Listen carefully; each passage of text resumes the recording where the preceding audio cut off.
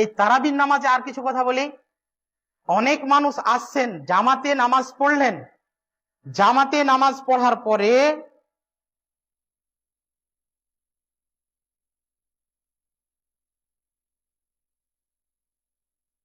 এখন ধরুন যে বাড়িতে একাই নামাজ পড়বো তারাবির নামাজ, না জামাতে এসে পড়বো, কোনটা? দুটোই ঠিক। জামাতে যেরকম নামাজ পড়া শরীয়ত সম্মত, একাই একাই তারাবির নামাজ পড়া বা তাহাজ্জুদ পড়া বাড়িতে, এটাও শরীয়ত সম্মত। কিন্তু জামাতের প্রাধান্যটা বেশি এই কারণে যে আল্লাহ রাসূল একটা হাদিসে বললেন, মান কামা মাআল ইমাম হাত্তা ইয়ানশারিফা কুতিবা লাহু কিয়ামুল লাইল। যে ব্যক্তি ইমামের সঙ্গে সালাতে দাঁড়ায় এবং ইমামের শেষ করা পর্যন্ত তার সাথে অবস্থান করে, তাহলে তার জন্য সারা রাত নফল সালাত আদায়ের সওয়াব লেখা হয়।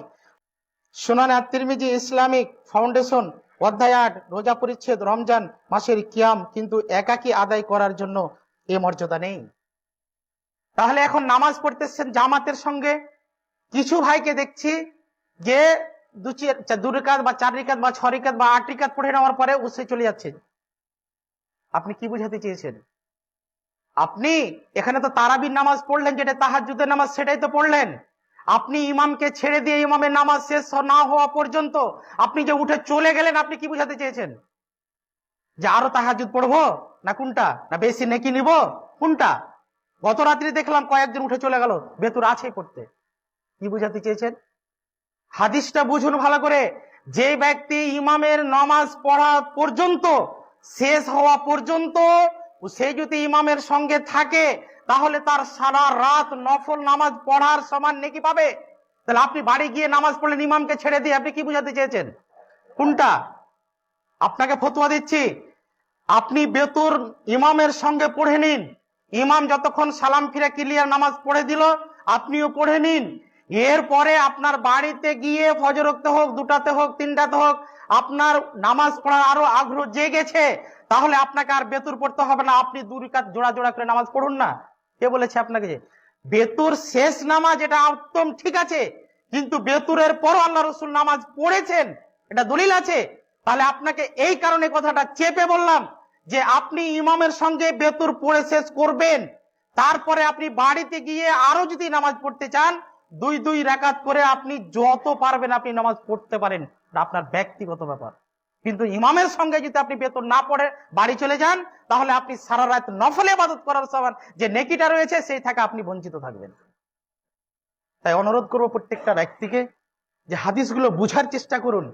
ওই মাতব্বরি করে নিজে বাড়িতে যে বেশি নেকি বা ইনকাম করতে যে আপনার রাত্রে নামাজটা ছুটে গেল, মানে নেকি নফল নামাজটা, নফল রোজার যে আপনার নেকিটা রয়েছে সেটা ছুটে গেল। এটা আপনি কেন ছাড়লেন? যে আপনার মানে না বুঝার কারণে এটা ছাড়লেন।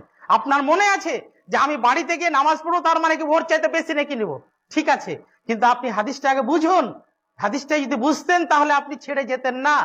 যে ভাইরা নামাজ ছেড়ে চলে যাচ্ছেন, তার ক্ষেত্রে আমি বলছি যে আপনি ইমামের সঙ্গে বেতুর পড়ে যাবেন, তারপরে আপনি নামাজ বাড়িতে গিয়ে পড়ুন, সেটা আপনার ব্যক্তিগত ব্যাপার। তাহলে নফল সালাত যতটা রাত্রে ইবাদত করে একজন ব্যক্তি ইবাদত করে যতটা নেকি পাবে, আপনি জামাতে নামাজ পড়াতে ততটা নেকি পাবেন। তাহলে বাড়িতে একাকী তাহাজ্জুদ যদি পড়েন তাহলে ঠিক আছে, পড়েন, কিন্তু ইমামের সাথে পড়াতে আপনার নেকি বেশি রয়েছে। কেন? দলিল নেন যে উমর ফারুক রাদিয়াল্লাহু তাআলা আনহু আল্লাহ রাসূল 3 দিন পড়ালেন, তারপরে জামাত করে আর পড়ালেন না। তার কারণ কি? তার কারণ হলো এটাই যে উনি ফরজ হয়ে যাওয়ার আশঙ্কাতে উনি কি করেছিলেন, আর ঘর থেকে 4th দিন বের হননি। যে ফরজ যদি হয়ে যায় তাহলে আমার উম্মতের জন্য ভারী হয়ে যাবে, এটা ফরজ যদি হয়ে যায় প্রত্যেকটা ব্যক্তিকে আদায় করতে হবে, এই ফরজ হয়ে যাওয়ার আশঙ্কাতে উনি আর 4th দিন বের হননি। কিন্তু পরবর্তীতে উমর রাদিয়াল্লাহু তাআলা আনহু কি করলেন? মানুষকে ডেকে ডেকে মসজিদে জামাত করে নামাজ পড়াচ্ছেন। তাহলে জামাতের মূল্য নেই? মূল্য অবশ্যই আছে। তাই অনুরোধ করব, তারাবি নামাজ এটা কিয়ামুল লাইল, এই নামাজকে, আর অন্য দিনে তাহাজ্জুদ এটা তারাবি। তাহলে তারাবি অন্য দিনে হয়তো তাহাজ্জুদ পড়া আপনার নসিব হচ্ছে না, আপনি পারছেন না, কিন্তু অন্ততপক্ষে এই রমজান মাসে আপনি জামাতের সঙ্গে আদায় করবে, এটা প্রতিশ্রুতি নিতে হবে আপনাকে। কেন 30টা দিন আপনি জামাতের সঙ্গে তারাবির নামাজ পড়তে আদায় করতে পারবেন না? আপনাকে এখানে হোক, ওই মসজিদে হোক, বাড়িতে হোক, যে মসজিদে হোক না কেন, আপনাকে জামাতের সঙ্গে আদায় করতে হবে। এটা আপনাকে আমি দাবি হিসাবে বললাম।